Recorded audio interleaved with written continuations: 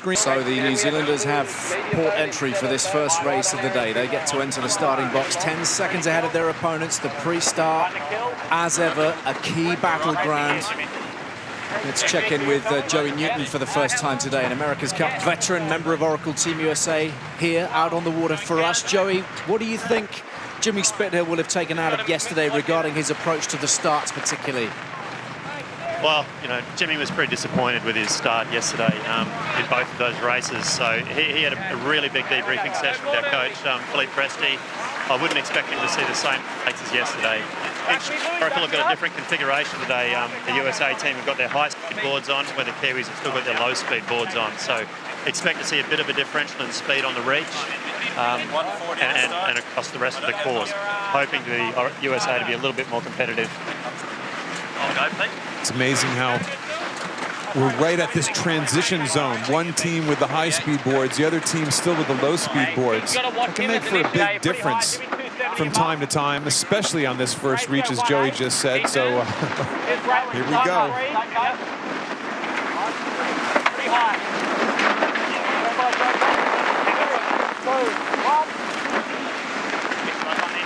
He's up hard. Race number 3 then underway, and Jimmy Spithill's Americans needing to come up with some answers to the questions posed by Peter Burling's New Zealanders. Kiwis having wiped out that 1-point advantage that the Americans had straight away. They're the ones in front in this match now. How are you reading the pre-start, Kenny? Well, for sure, Oracle leading back or pushing back pretty aggressively. They went much further down, deeper in the box today, in the starting line box, and all of a sudden, trend yesterday of getting back too early doesn't seem like it's going to continue today. Spithill aggressively going after and trying to push Burling down into that tough little zone, that ley line, that yellow line on the side of the race course. You don't want to go much beyond that if you're Emirates Team New Zealand, because it makes it hard to get back to the line. Right now, it's probably time and distance. These guys are pretty much sending it for the starting line right now with only 10 seconds to go. The timing, critical. The speed of both of these boats, excellent. Jimmy Spithill this time is straight across the mark. No penalties to either team, and they are up on their foils. They are storming it towards Mark 1. They're already approaching 30 knots. With your high-speed boards in, you would think you'd be quicker on this reach if you're Oracle Team USA. And they get over the top. There's a little burst of speed. I think they're going to get over. All of a sudden, they just sent it over the top. But there is an overlap between Emirates Team New Zealand. This is going to be very tight as to who can get into the box. And the New Zealanders have put in the protest against Oracle Team USA. There is no penalty. Jimmy Spithill is free to go as they turn around Mark 1 and head downwind for the first time in the race, and 40 knots of boat speed from the American team. It is an impressive statistic so early on. Look for Emirates Team New Zealand to jibe. If they think they're going to get rolled over the top, there they go. They're going to jibe early and try to split and use their speed. This is a shorter run than normal. Oracle would be protected by the boundary, so they could jibe here in a second anyway. Within 3 boat lengths, there they go. There, both boats go on the really a critical time in the race so early on. Oh, not a perfect jibe by Oracle Team USA. Dig it in. Watch for the wing wash of Emirates Team New Zealand here. Let's just soak here. They're soaking. You hear Peter Burling, that's called the soak. They're heading away from the wind to try to use their wing wash to slow down Oracle. They win the first battle. It took this long to sort out who was going to be first at gate number 2. So the New Zealanders seemingly always comfortable when their superiority is questioned. The Americans got off to a good start, but it is the Kiwis and Peter Burling out in front as they head to gate 2. Oracle's going to try this tricky maneuver to try to split sides of the race course right away coming out of this gate.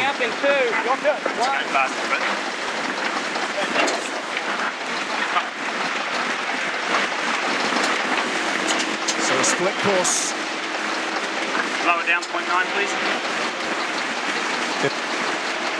Breeze at 119. Kiwis flying off at 5-6 knots quicker than their opposition at this point. Gap has narrowed a little now.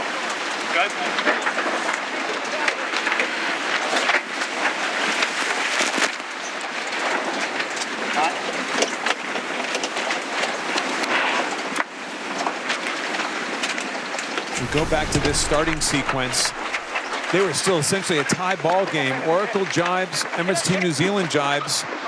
A little splashdown by Oracle, that's all it took. That was it. That was the difference between being ahead of the first gate and being behind, because it allowed Emirates Team New Zealand just to go slowly down over the top of Oracle and use their bad dirty air coming off the wing and pushing them backwards. And look at it, it opens up to a 150-yard lead in no time. One tiny mistake.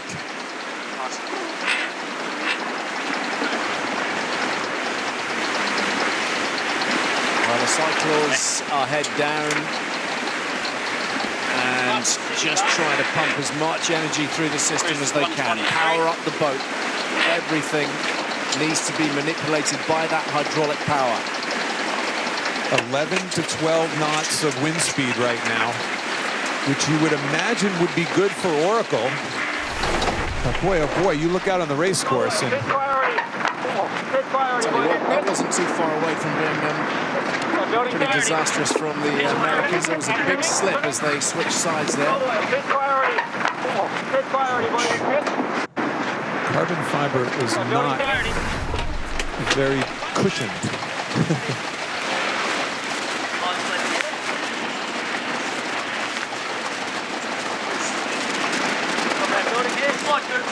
Yesterday we had very shifty conditions. Today, not quite as shifty, most likely, because the wind's kind of coming into the Great Sound from the ocean.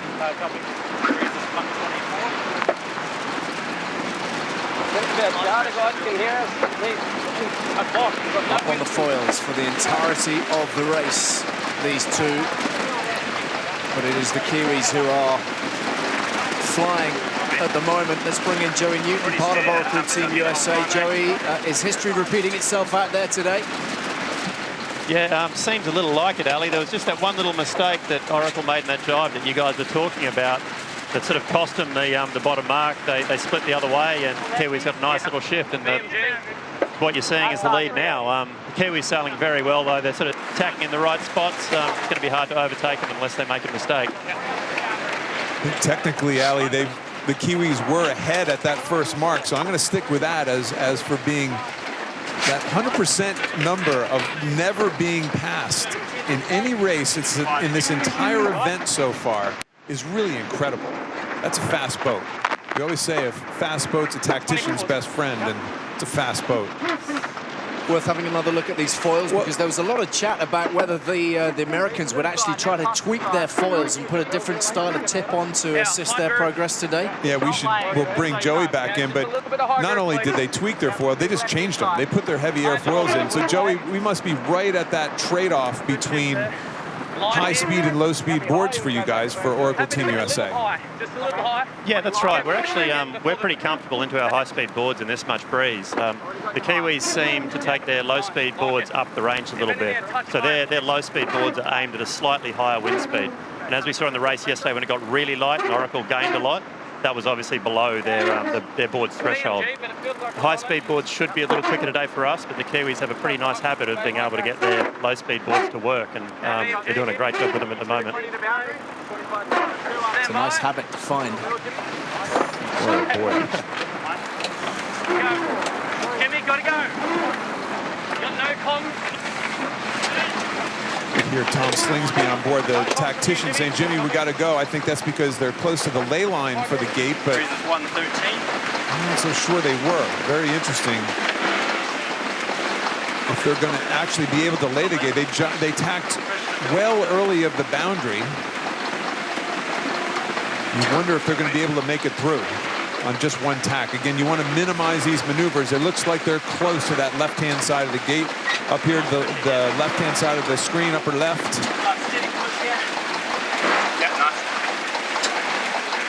Round the gate, and again, this smooth manoeuvring, which has become their trademark, the New Zealanders coming with us. Comfortable in their lead, seemingly. They don't lay the gate. This is a kind of a costly maneuver here. They tacked early. They weren't to the boundary and didn't make it through, so had to do one more tack.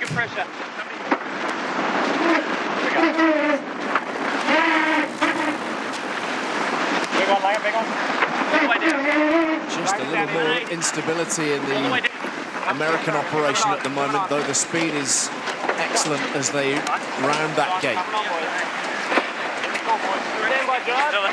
A lot of ground to make up, but they are managing to minimize that just at the moment. We saw yesterday, shouldn't be forgotten, Kenny, we saw yesterday a lead of 600 meters wiped out across one leg of the race course. Yeah, that was quite shifty conditions coming off the land. And back out to Joey Newton on the water. Joey, a little steadier breeze today maybe than yesterday, or is it still pretty fluky out there? No, the breeze is a little more north, so a little more left across the race course. And that means the breeze, it's flowing over less hills, less land before it gets to the race course. So even though it is a little bit shifty, it's nothing like what we saw yesterday. And we've got a few more knots, which, as you know, it settles everything down a bit when you get a little more wind and speed. Can't hear you, Sam. All good.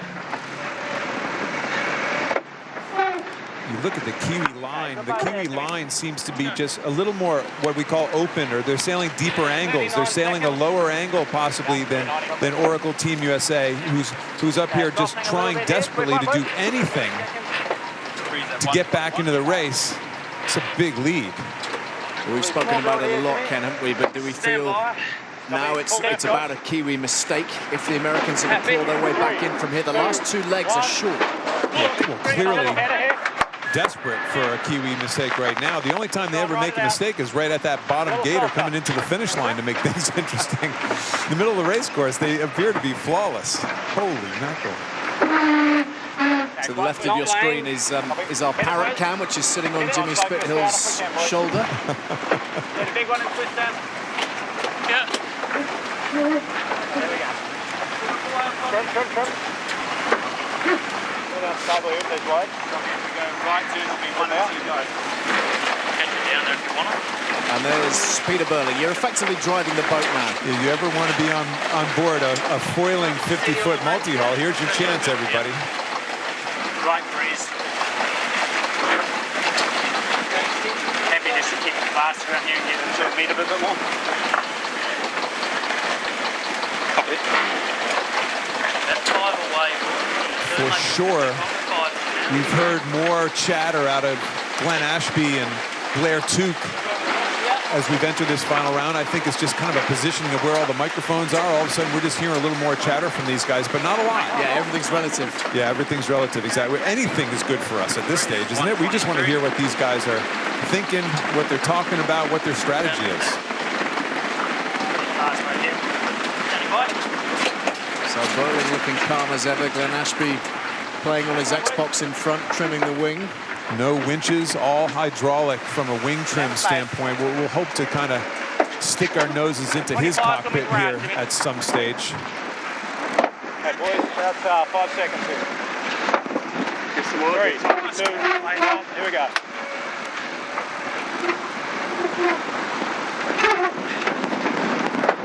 Remember you do? Yep. That's from our drone out in the race course alley. We got cameras in all directions here right now.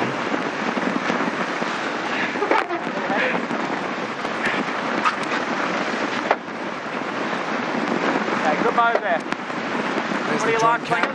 Yeah, you're gonna just press in this. You're gonna have a header. Place is covered. Stand by. Yep. Yeah, mine. Hard speed here, guys. 4, 3, 2, 1. Turning. Just waiting for the time when the drone can actually fly underneath the platform, because that's just about the only angle we can't bring you right now. The natural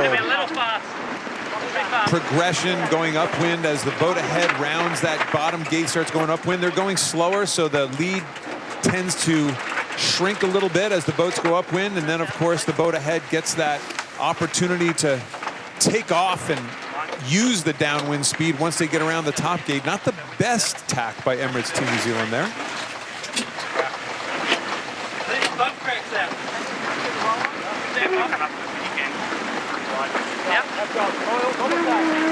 So the Americans needing something special from here.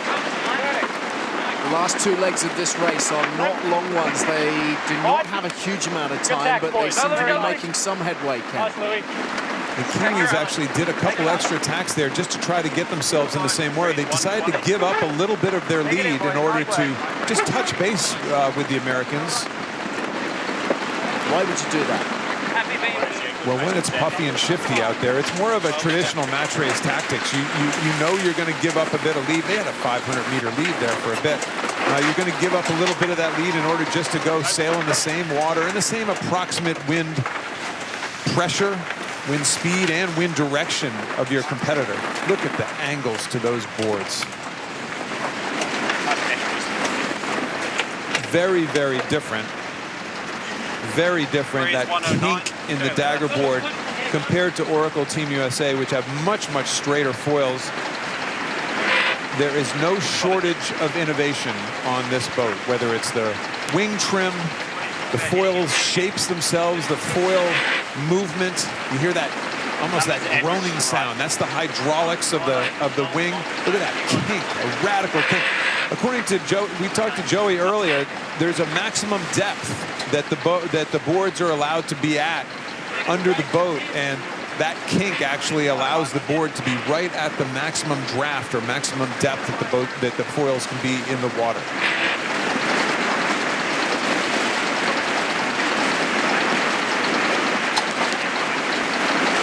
Breeze 118. So this is interesting to see the heart rates of some of the individuals involved. Josh Jr. up towards 90%, but I have a feeling these cyclors are able to generate the power just a little bit easier than the traditional grinders. The Americans obviously have a hybrid system. They've got one bike in the back. It's going to be something that we'll keep a close eye on over the course of the next week or so, because we'll get a proper read on it. Once we've seen more races, we can analyze that data a little bit more clearly. Can't hear you, Jimmy, at all. Okay, copy. Sam, when we set up, just fucking go preset. Apologies for the language. A little frustration right now, I think, just in general on the American boat. They're not used to losing races, first of all. Pretty nice there, Langer. Yeah. Come in there. He's not laying, he's going left gate. Copy. Again, they'll be looking for a split at this top gate, anything right now. Now, you asked before, do you need a mistake? Well, at some stage of the race, you need not only a mistake, but a gift from the heavens. An act of God. An act of God, a massive wind shift, some sort of drama from your competitor. And as we've seen far too many times, these guys don't tend to give it away. They tend to make it interesting right now. Watch this. This is going to be tight. Yeah, this is Oracle is trying their hardest to try to create a bit of a situation on the race course. They wanted to. They're protesting the Kiwis.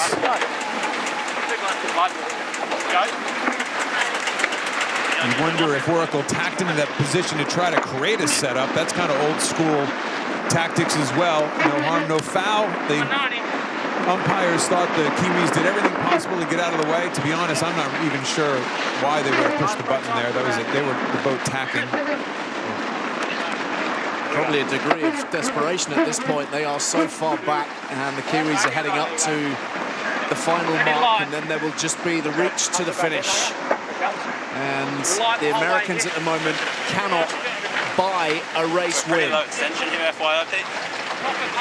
Goodness. This is looking ominous. Not many people predicted this sort of domination, and this is absolute domination at this stage. 3, 2, 1. Don't breathe, boys. Twisting and hit it. Go, Louis, go, Louis. Nice, boys. Good job. Good side. Okay, this down, big twist on.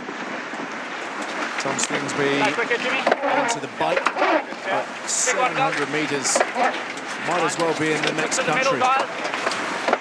Sign of a leader, though.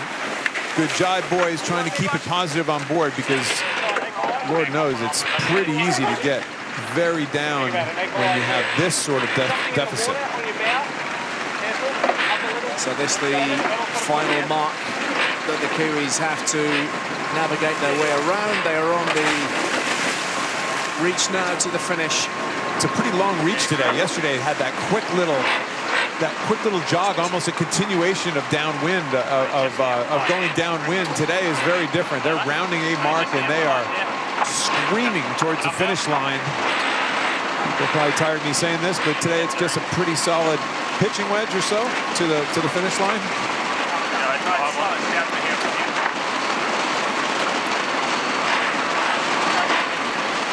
All done with the minimum of fuss. Peter Burling and Glenn Ashby and Blair Tuke with this wonderful, seemingly wonderful distribution of responsibilities and labour. They have worked out an excellent system and their boat is very, very quick. A few Kiwi fans waving their flags out front right now. The New Zealanders picking up where they left off yesterday, ripping across the water and ripping into a 2-0 lead in the match. They've won all 3 of the 3, and they are leaving the USA trailing in their wake right now. Just looking in such dominant form. They've plowed their own furrow. They have done their own thing. They have trained in New Zealand away from the majority of the rest of the fleet. And they have been innovating. They have been coming up with a plan. And now they're executing it. Look at the port rudder. Create the dive gear. This is going to be a very uncomfortable last ride in for Jimmy Spithill and his crew. They would have been hoping to have at least remedied some of their problems overnight. It seems they are right up against it. 3 races in a row, right? Especially as the breeze came up today. I think everybody, at least around Bermuda right now, America's Cup veterans and pundits and all involved, thought the extra bit of breeze would be good for Oracle. And you know what? That first reach really told me something. That first reach, they had their high-speed boards in, and they had the opportunity from that higher speed position off the start line to possibly get